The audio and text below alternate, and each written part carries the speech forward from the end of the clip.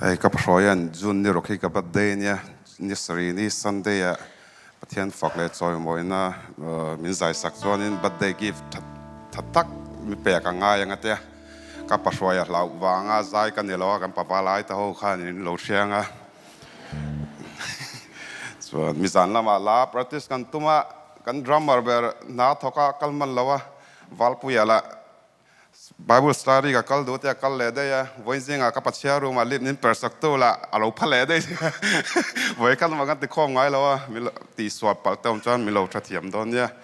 eng pon se pathian fakle choi moina ta na lom na tlang ti la karon sang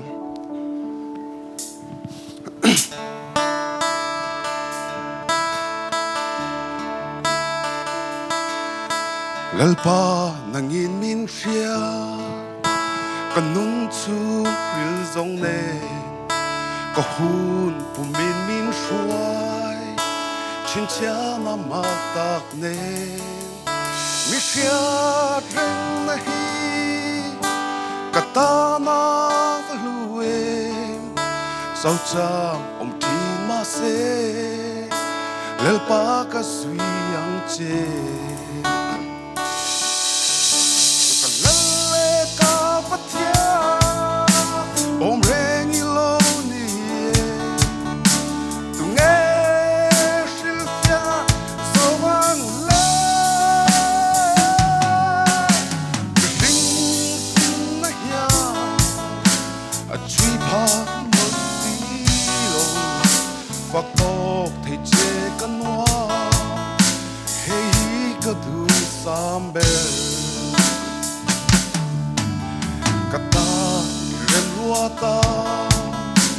lung ôi ka tum ngai lo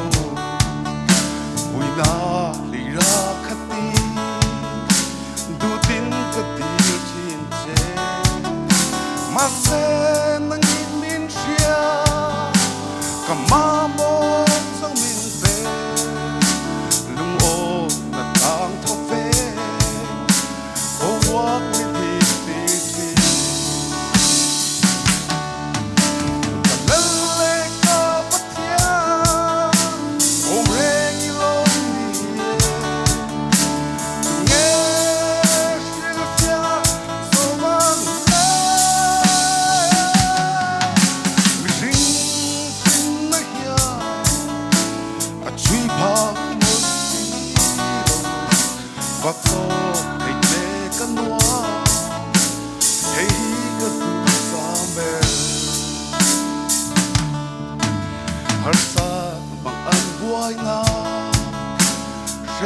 na ten min bo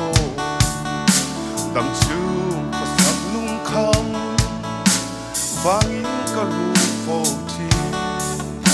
lung a ya ka ombi lel fan min ngai tua thi ta na wa ma tangi lom na ta nga mi lo di